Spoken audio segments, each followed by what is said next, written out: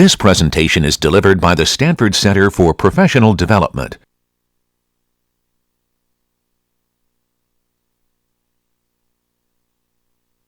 Hey everyone, welcome. I actually have, in spite of what it looks like, I have 3 handouts for you today, but we had some photocopier drama.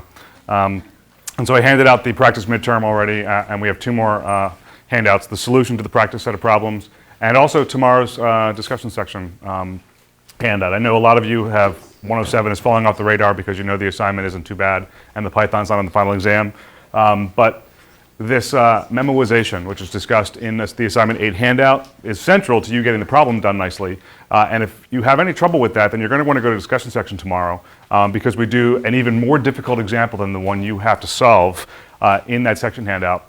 We also do a little bit of XML processing and data processing using some of the built-in functionality from Python that I'm going to go over today. It's cool. I think it's a cool little section handout. It's pretty lightweight, but nonetheless, go to the discussion section tomorrow if you have any more curiosity about Python. I'm really regretting not having more time for Python because I think it's such a fun little language.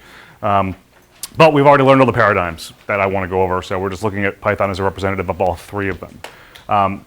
As far as the final exam is concerned, remember it's a week from today. I can't say it enough, but there's no Python on the final, but everything up to the last lecture of Scheme through the entire quarter is fair game. I certainly will emphasize material not covered on the midterm, but given that the midterm is worth what percentages it is and the final is worth a little bit more, I really try to make it so that all of the C material that was emphasized in the first half of the class really contributes about half as much, or I'm sorry, equal weight as all the post-pure C stuff. Okay, so expect to see one very simple C question, a code gen question that focuses on C++ and references, the stuff I did not emphasize in the midterm, and then scheme, concurrency, etc. Okay? No, etc. Scheme and concurrency.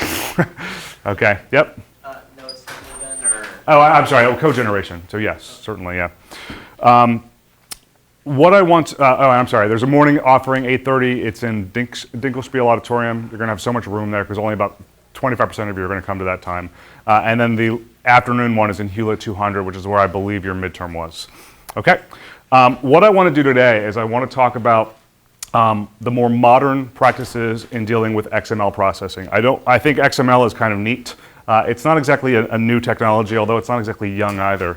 All of you have some exposure to XML processing because you had to do at least a little bit of it or understand a little bit of it for assignments 4 and 6. And when you got to assignment 6, you really did real XML processing because you were forced to deal with the XPath parser, this open source effort that happened to be installed on all of our machines here. And you use the XPath parser to get all the titles out of there and all the documents and all the URLs and things like that. What I want to do today is I want to show you 2 different XML parsing models as they're supported by Python. One of the takeaway points is that as opposed to C and C++, Java and Python, because we're talking about Python, both have built-in functionality for dealing with internet connectivity and, in particular, XML processing.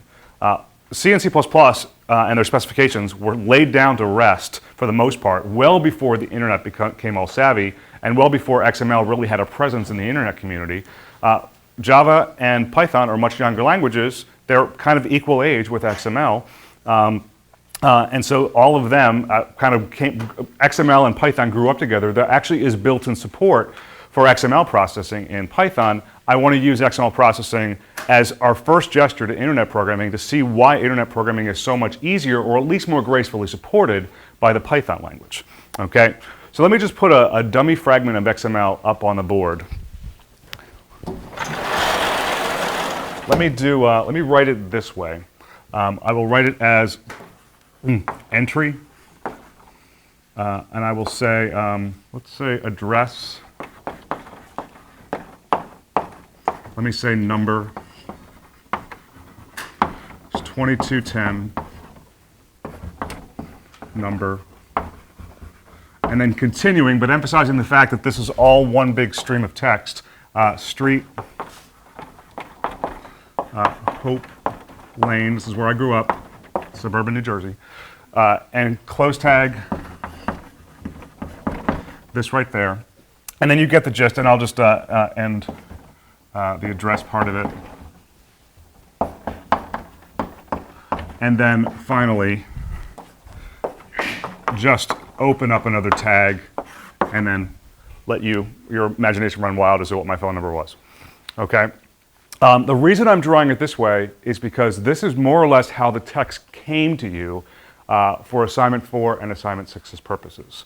Okay? And the reason I'm doing this, as opposed to drawing it as this hyperstructured text tree, which I actually will draw it that way in a minute for a different reason, this emphasizes the fact that even though there is structure and a hierarchy to the XML, that the XML parser we're familiar with from assignment 6 and assignment 4 actually was a stream-based parser, which means that it doesn't store it in memory, or I'm sorry, it stores only a constant subset of the entire text stream in memory at any one moment. And as it gets enough text, because it sees the end of a start tag or the end of an end tag, or it sees some character data, either the end of a stream of it or up to some maximum number of characters, you know that it fired little events that we installed into the XML parser. Okay?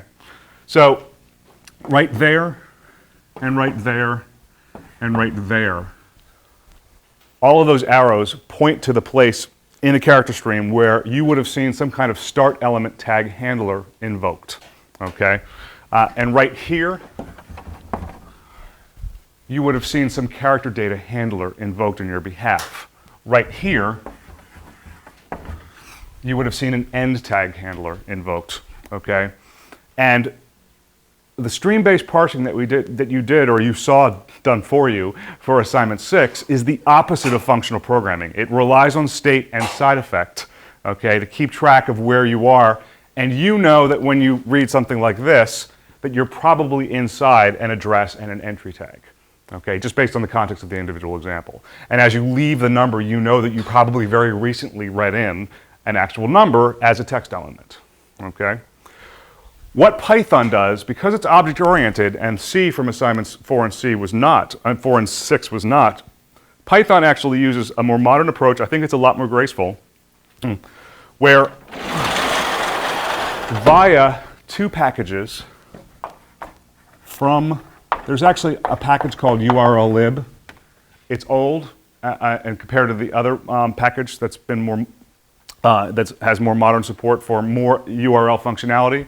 The snazzy name for it is urllib2. I'm going to go ahead and import this function called urlopen.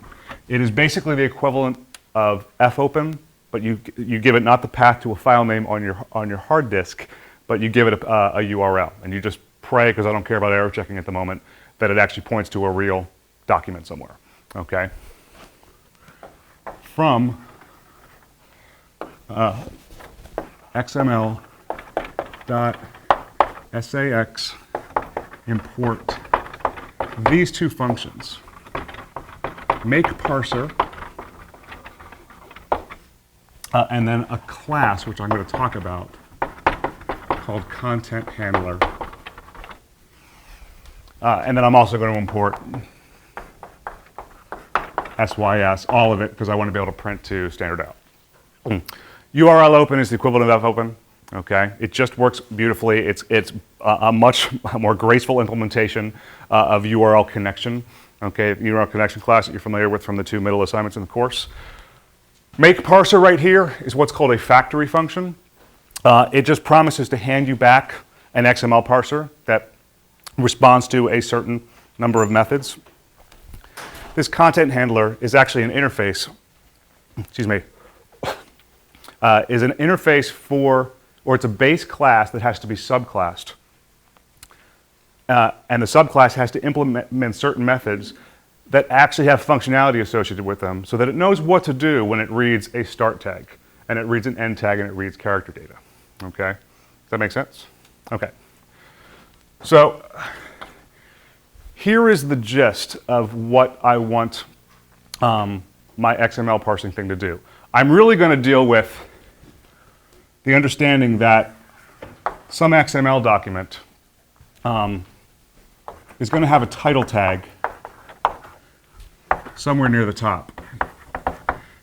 This happens to be the title of the entire feed, and it was irrelevant for the purposes of assignments 4 and assignment 6. I was interested in the title of the actual articles.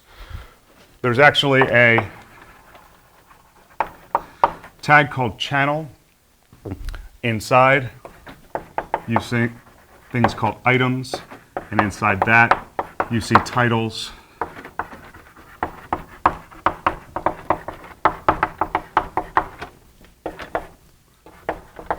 Something like that. There is a link, and there was a description. I don't care about those. And you would see the same thing several times. Okay, ends channel, ends, that's it actually. What I want to do is I want to write enough of a program that actually can read in a URL, assume it's a URL that leads you to one of the RSS feeds that you were dealing with in earlier assignments, and I want it to go in and extract all the titles and just print them as standard out. So this as content, and the same things in other item tags are of interest to me. I want to use a stream-based parser to do it, and I want to do it in Python. Okay? Just assume that Content Handler knows how to detect whether or not it's inside an item tag or a title tag within an item tag, or it's leaving one, or that it's actually dealing with character text. There'll be more to this, and this is really the heart of the code right here. But what I really want to happen is I want to define a function called list feed titles, and I'm just going to give it a URL, where I'm just assuming that URL is in fact something like you know, Washington Post or whatever, anything you dealt with from assignment 6. We're going to use blogs, blog RSS feeds because they're campier, but I will just use those as an example. What I want to do is I want to not bother with error checking. I want to call URL open. That basically gives me the file star that knows how to extract text from some remote document at that URL. Parser is equal to make parser. Now there's a little bit of mystery as to what that's doing. You have to just assume that it's some XML parser, and that this make parser thing is just returning a generic XML parser that doesn't know what type of XML document it's going to be processing. Okay? But you know enough about XML that they all kind of have the same idea. They're hyperstructured, they're textual, but they're hyperstructured. You don't know the tag names that are relevant to any one particular RSS feed, but we're going to make this particular parser relevant to RSS news feeds. So it's going to eventually be able to detect things like channel and item and title within item. Okay? There's one method called set content handler.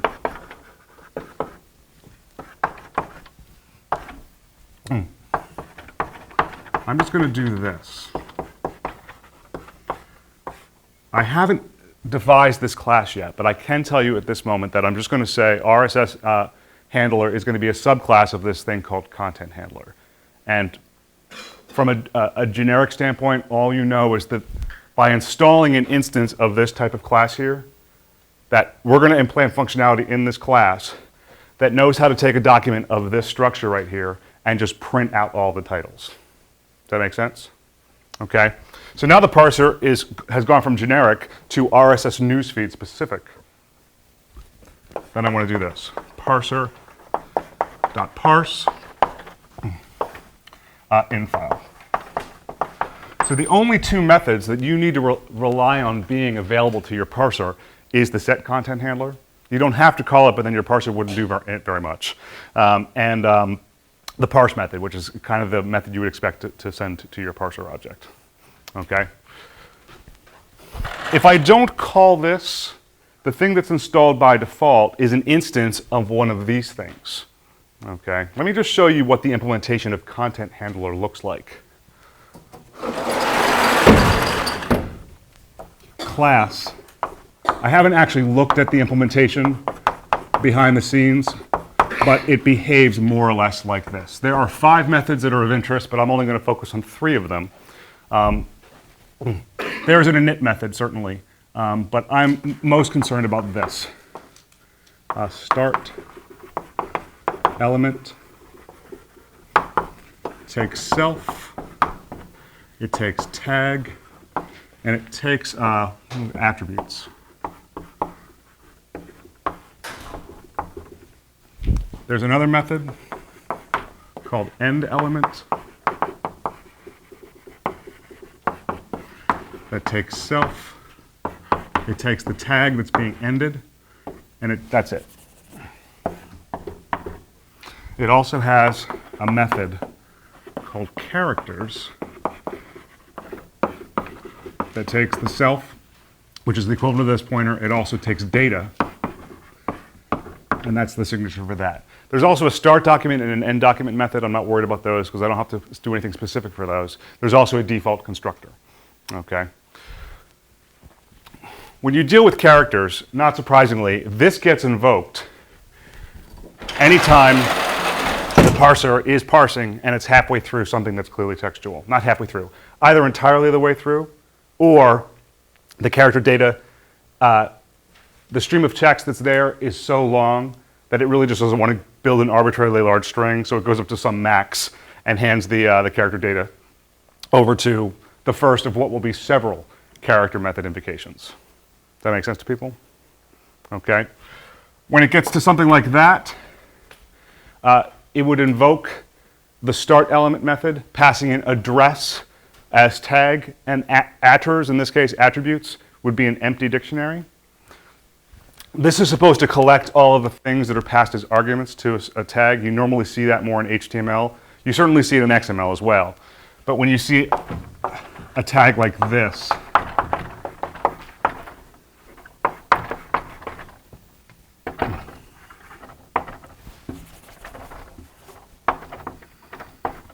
hold on, I'm not doing very well.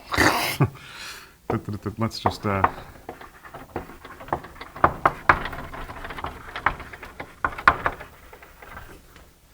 that right there, and maybe you have a couple of other things.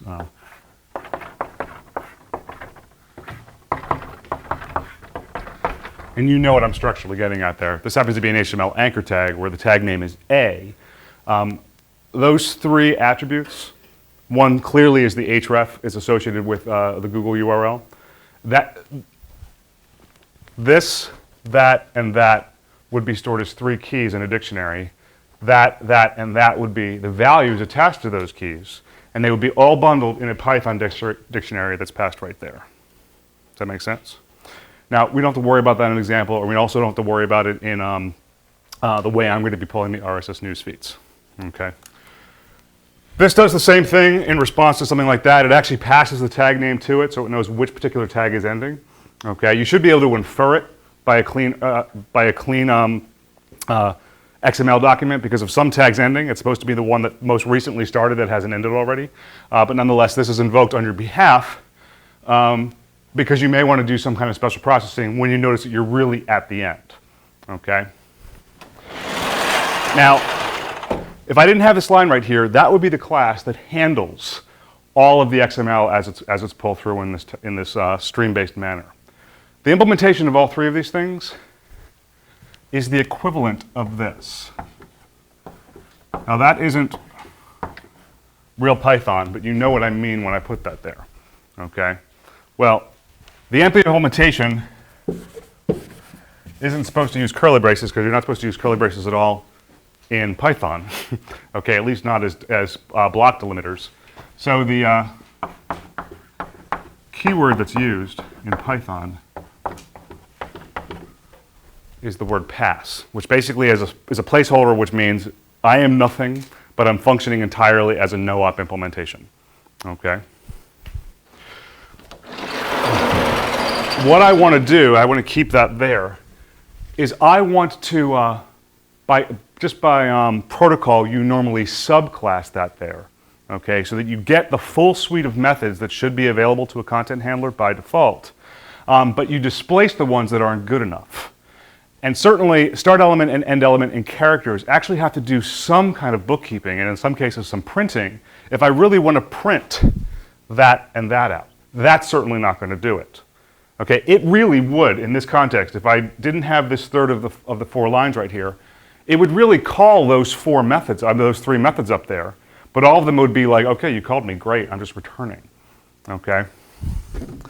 What I want to do is I want to print out the character data that's inside every single title tag, that's inside every single item tag, and I say it that way because I do not want to print out this title up here. Okay, make sense?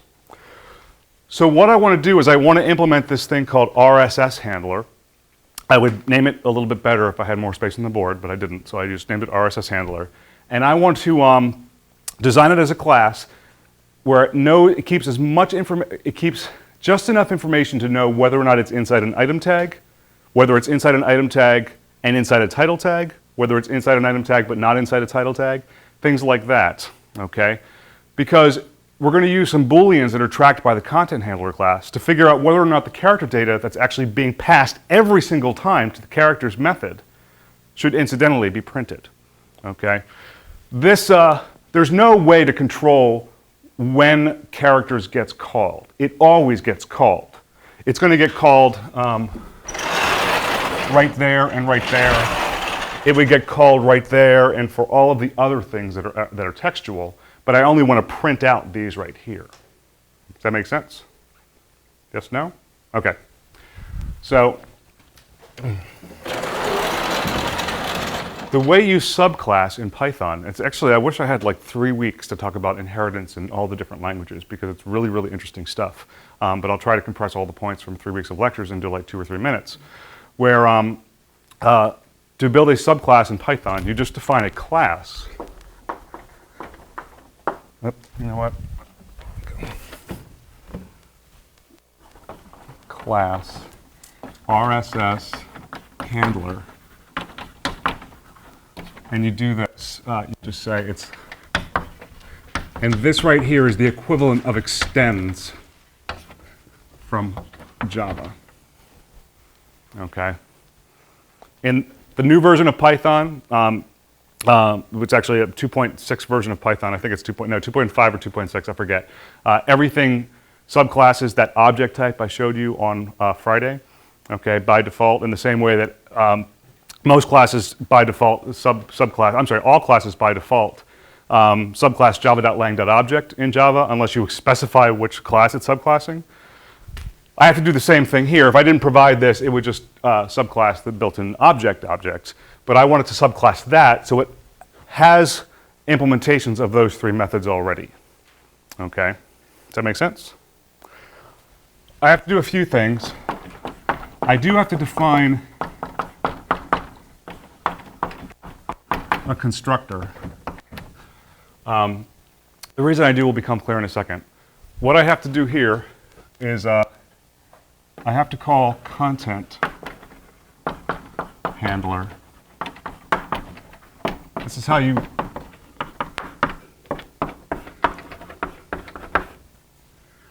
basically do the equivalent of a supercall in Java. Okay, you have to say, since I'm subclassing content handler, I have no idea what's involved in the construction of the pure content handler portion of it, but I should just make sure I call it in case there is something relevant there. But then what I want to do is I want to introduce 2 booleans, just dynamically on the fly. This is the Python way. In title is equal to false. And then all of a sudden, it's fairly clear, I think, what those booleans are going to be doing. The double underscore at the front is a gesture to the Python environment that these are supposed to be treated as private variables. It's not formally enforced. All it really does is it actually mangles the names of those private fields to be something else. We can internally refer to these things right here, but it actually changes the variable names in the memory model so that if you try to reference these things from outside the class, you have a harder time doing it. It's not encapsulation. It's actually more of a hack than that. But nonetheless, this is just convention for dealing with privacy in Python classes. As far as the characters data, the characters method is the easiest of the 3 to implement because there's no tricks. Character, where I pass in self and I pass in data. Normally I would just do this, sys.stdout, write, it's the equivalent of printf. I would just print the data. But do you recognize that that would print all of the character data in the order that it comes in the document, but nonetheless, I don't want that, okay? So what you need to do is you have to assume that in title will be set to true when we really are inside a title tag. Because then if the character method is being invoked, it's title text data as opposed to arbitrary text data. Okay? Does that make sense? So the start document and the end, the start element and the end element, that's more about maintaining these two Booleans than anything else. Does that make sense? Okay. So I have two different scenarios that I want to dispatch against inside start element. I have self. I have a tag, which is a string. It's going to be like title or link or channel or title or whatever. And then I have attributes, which are being ignored here. And I have two different if tests that I want to worry about. If it is the case that tag double equals item, you can compare strings using double equals like that. That means with a normal RSS feed, you're actually entering an item subdocument, where you expect to find a title and a link and a GUID and a start date and a description and all that stuff that you're familiar with from assignment 4 and 6.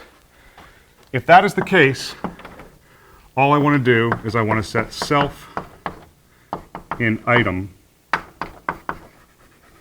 be equal to true. Okay, you don't have to go on the next line if you only have a one-line if block. Okay. Otherwise, if tag is equal to title, the way I'm doing this is actually incorrect, but let me do this much.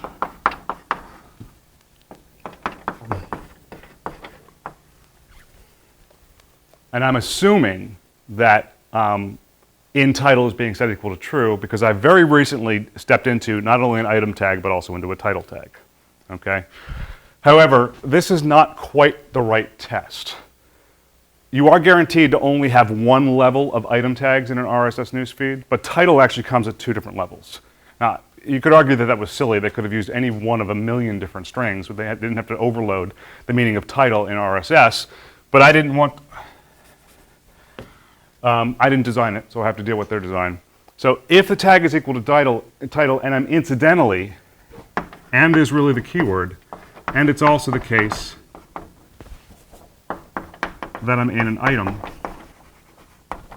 then go ahead and catalog the underscore underscore in title to be true. Okay? So do you understand how start element, I mean, I don't want to say it's sophisticated, but it's not trivial either, because you really have all of these little side effects associated with start element calls, where the two Booleans inside are constantly tickering and toggling between trues and falses, and technically you need both of them to be true, although we're only going to check in title to be true. Technically both have to be true if you're really going to be printing out title data, okay? As far as the end element is concerned, self tag, if it is the case that tag double equals title and self in title,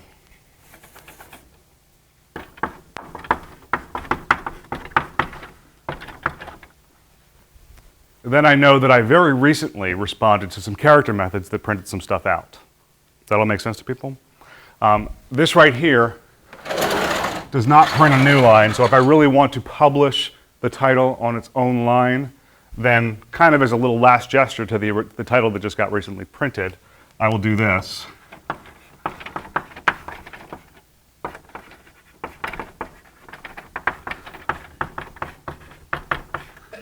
Okay. And I will also do I will set self in title to be equal to false. if it's the case that tag double equals item, then I will go ahead, not print anything. Whoops. And do that right there. Okay. So the start and end element tags are all about taking falses to trues and trues to falses. And the character method is all about incidentally printing character data when both of the Booleans are true. Okay. You understand what I mean when I say that that's the opposite of functional programming? It's all about side effect. Okay.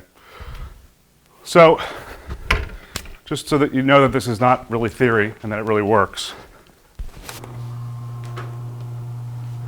let me show you 3 ways to examine an RSS feed.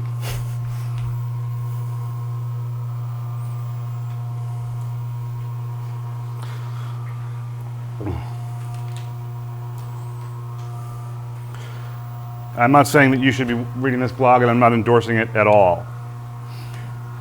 But hopefully it'll bring this up. Green. Somehow it's the case that when you do www.gizmodo.com, you get a blog about cool and trendy gadgets written by people who are often very bitter. Okay, but this is the presentation, and you can see, just by scanning through all this stuff, that there are titles, there's content, there's probably stuff that's pulled from URLs. I can't really show the entire web page here, but when you visit gizmodo.com, I don't know how it constructs the web page. I would not be surprised if it actually constructs the web page from its very own RSS news feeds. Okay, it might not do that because the web page structure doesn't change all that often, because the RSS feeds don't change all that often. So in theory, they could build them from the RSS news feeds, but they might just build the HTML document once and then use the same static HTML document until either a new article comes along or the comments are updated or something like that. Okay. What you may not know is that you can just look at the raw RSS document, and this really is Firefox 3 beta's way of displaying an RSS feed as if it was an HTML page. It has a slightly different presentation. This is the type of presentation that Apple gives to its browser. I'm sorry, Firefox gives to all RSS news feeds. Okay, and it looks more Apple.com-ish. Okay, in its default presentation. So there's that. I actually identified the URL of the RSS news feed to the browser, and those are the types of things you dealt with in assignments 4 and 6. Here's another way to actually look at the content. This is the least, I think it's the most informative from a networking standpoint. You're not going to be able to really digest what just happens here, but you understand in both cases, when I actually viewed the full Gizmodo website, and also when I viewed the RSS newsfeed, that my computer is talking to some other server. I know you know that much. The way they communicate is that they actually pass text back and forth to one another, and the text somehow encodes what document is requested and what the document really is. It's not a very long conversation. In fact, my computer speaks once to the Gizmodo server. Gizmodo hears what I say, and in response actually publishes a much longer stream of text back to my computer, which is either going to be the RSS or the HTML. So what I want to do here is in 2 phases. Is everything? No, it is not. So now I'm realizing that you didn't see the whole web page, did you? There's the URL for the RSS newsfeed. Okay, better. Okay, so what I want to do here is I want to bring this back. I want to telnet to, let me see what the feeds.gawker.com. Before I press enter, I want to copy this thing. This is going to look like really random stuff. Fortunately, the response is not going to be very long. Yeah, it isn't at all. Let me scroll back up to show you what I typed in here. Right there. You see all of that? Okay. This line right here, basically, telnet is an instruction to pick up the phone. Feeds.gawker.com tells you which house you're calling. And 80 tells you which of 2 to the 32nd or 2 to the 16th different phone numbers you're calling. Okay, and the HTTP server that's running at feeds.gawker.com is listening on a port called 80 for HTTP requests. My HTTP request happens to be structured this way right here. Okay, you've probably heard of things like get and post just as verbs that come up in web programming. Okay, this is just an instruction. What I'm speaking to the phone after they answer, and they answer right here, says so, it connected. I'm interested in getting this document, and this is the actual protocol. The more modern protocol is 1.1, but I didn't know for a fact that it would be actually implementing that, so I went with the one that's been around for several years. And in response, when it hears that, and basically the equivalent of a period is 2 blank or 2 carriage returns, it comes back with that. And a little bit more. You know enough about, I know you have like digested HTTP response code of 302 from assignment 6, where that involved the redirection. Okay? So what this is saying is that, thank you very much, I have it, but I want you to actually consult this URL to get the RSS feed instead. So what I'm going to do is I'm going to say, okay, that's fine, I'll call these people feedproxy.feedburner.com, and I will ask for this document instead, to be very fast about it, because otherwise it hangs up the phone, thinks it's a crank call. And that should be enough. Takes a few seconds, unless I messed up. Actually, this would not be good if it didn't. Oh, I don't know what's up. I didn't type it in incorrectly, did I? Oh, that's disappointing. Let's try it again. Oh, it's really stuck. Woo, that's not good. I don't know what's going on. So it won't hang up the phone. Okay, well, anyway, I guess I lose. Here's the response. Okay, it comes back with this. And it's hard to get a lot out of that, but I can tell you right now that the thing I'm interested in, let me see if I can find it. There's the title that I'm trying to ignore up there. There should be an item somewhere. You see all these things that you're familiar with.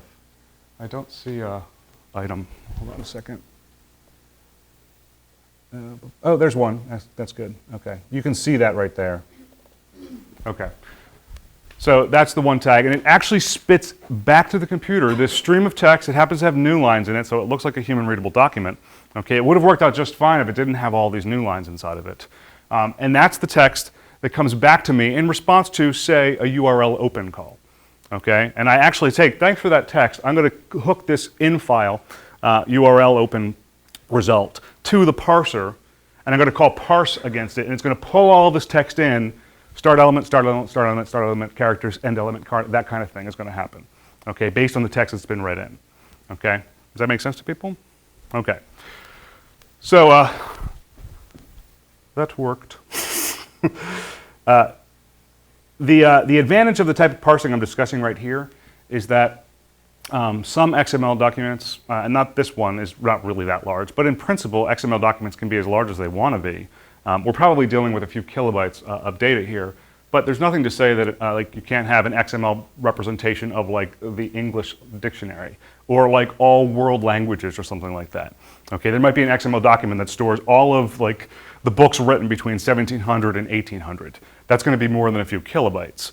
But the advantage of this type of parser, and the one you're most familiar with now, is that it doesn't try to store the entire document in memory. It reads in just enough to make some progress, and as long as you can deal with the XML document in this read-only capacity and you only need to make one pass over it, okay, you can actually digest the entire thing in small pieces and discard what you've read in after you've actually processed it to the degree you need to.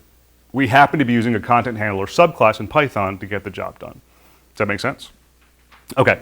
That isn't the only way you can process XML documents. And the way that was not emphasized in any of the assignments and not in this example is that there are some XML enthusiasts who, for their reasons, actually like to put the entire XML document in memory.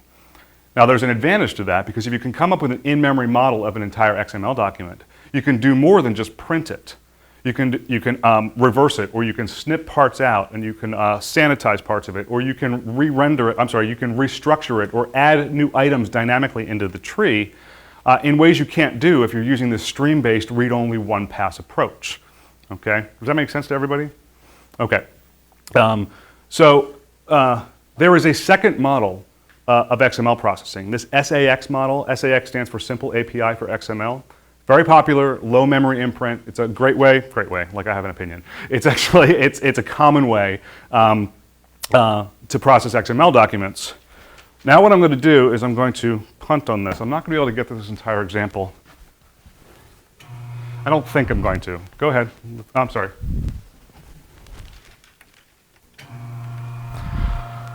I'm going to draw the XML document a little bit differently. Okay, this is an important way of digesting and understanding how XML can be processed, because this is really how web browsers digest and manage and render HTML. Okay, if web pages used a stream-based approach to building the web page after it read in the HTML and it discarded everything, there would be nothing dynamic about web pages at all, except for the fact that it could be constructed dynamically, but there'd be no interactivity at all. You know how, like, when you press a button, like you're shopping at Amazon or something like that, and then the page updates and your shopping cart gets one more item in it? That's because the in-memory model of the HTML document is actually updated by that button click. So you actually update the HTML document, not the original one, but the one that's being managed by your browser. Okay, you can do something similar with XML. My first example, or what I'm motivated toward, isn't really a dynamic example, in that it's going to change the tree, but I certainly could if I wanted to. Let me just draw an item, subportion, item, and I'll be careful about this. There's title. Oh. Hello there. End item. There is a link, HTTP, blah, blah, blah.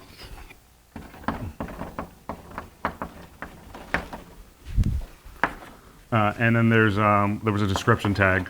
I'll abbreviate it that way. It's what it was. And then there's the end of the item. Okay? That's a subtree of the overall XML tree. That is of interest to me for this current example. And you can imagine that there are a stream of these things, one after the other, effectively in the string representation of an array of item objects. Okay? They're surrounded by this thing I'll call channel.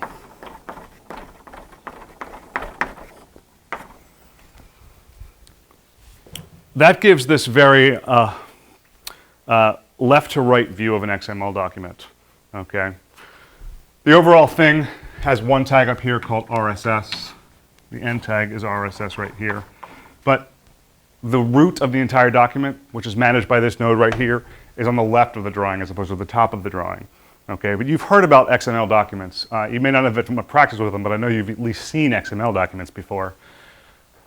What some XML processing models go with is a tree representation of the XML document. Here's an actual node that has the tag RSS inside of it. Okay, it has several children, which themselves have several children, and this may actually have, as one of its children, a channel node. Okay, so do you understand how I've basically taken this as a document, I've made sure that that and that are associated. It's like these are two ropes at the end of a hammock, and I've brought them together, okay, and of course the hammock's lying on the ground unless I actually rotate up like I am over here, okay. This channel would have several item nodes, okay. The items themselves would have title and link and description. And even link actually is the same type of node. it actually has a little node down there. I'm drawing it differently because it's actually a text node that has associated with it the actual text that's inside of it. Does that make sense? Now that isn't a very sophisticated drawing. It looks a little scary, like the worst mobile ever. But, you can imagine how that will translate to an n-ary tree in memory. Okay. XML, as a standard, every single tag is supposed to be bound. Every single start tag is supposed to be closed by an end tag. There's much more structure with an XML document than there is even with HTML. It turns out parsing HTML is a more difficult problem than parsing XML because XML has much more required structure to it. You can imagine something like this existing in memory where this and this and this and this are, and actually all 5 of these rectangles are categorized by a struct or a class that's just called node. Okay? These 4 right here are specific types of nodes in C++ or Java or Python. They would be modeled as subclasses of node that I would call element. That's what Python calls them anyway. Elements emphasize the fact that they correspond to things that are delimited by these greater than and less than signs. This would be a peer subclass of element called text node, or called text in Python, that actually carries whatever text is associated with something like this, or that, or that. Okay? Does that make sense? There is another package in Python that's dedicated to the DOM model of XML processing. DOM stands for Document Object Model. Object is clearly there for, I think, obvious reasons, that it has this object-oriented approach of modeling an entire XML document. That's why the D is in DOM. Okay? And then if you build something like this in memory, you have an entire in-memory tree that represents the XML document, you can look for all of the nodes that have item inside them. Okay? Then for all of those, you can look underneath all of those subtrees for the item, for the nodes that have title inside of them. And know that all of those title nodes actually have one child that are text nodes that have text associated with them. Does that make sense? Okay. Conceptually, I think it's easy to digest. It is a little bit of work to understand what all the methods in Python or Java or Ruby or any modern language that has web capability built into it can do. But if I wanted to construct an RSS newsfeed, what I could do is I could collect all of my titles, and maybe I have like normal C structs with title fields and link fields and things like that. I could actually dynamically insert and construct all of these things. Okay? And then once I construct this, I can serialize it, traverse it in this in-order manner, like you're very familiar with doing just regular binary search trees that way.